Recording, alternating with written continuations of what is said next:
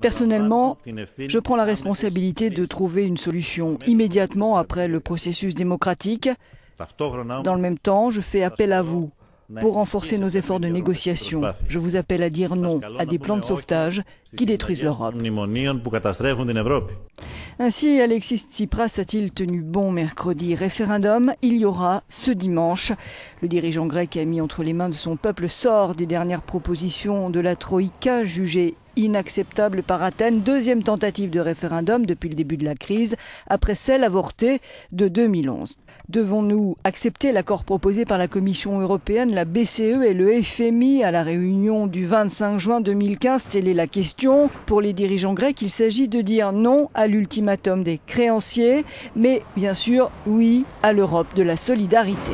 La question jugée trop vague et le nom mis en tête sur le bulletin ont fait polémique, un référendum anticonstitutionnel pour certains. L'article 44 de la Constitution grecque interdit l'organisation d'un référendum sur des questions de finances publiques pour une raison évidente, explique ce politologue. C'est parce qu'une question aussi délicate et complexe que les finances d'un État ne peut être traitée par un oui ou un non. Une consultation d'urgence organisée en 5 jours, techniquement trop court. Critique, le Conseil de l'Europe lui-même a rappelé qu'il recommandait 2 semaines de campagne. Pour les autres, c'est bien une leçon de démocratie qui se jouera dimanche, appelée à se reproduire. Ainsi pense ce constitutionnaliste. Peut-être que ce référendum marque une nouvelle période où nous verrons ce genre de référendum se reproduire, dit-il. Je vous rappelle que David Cameron lui-même s'est engagé sur un référendum comme cela.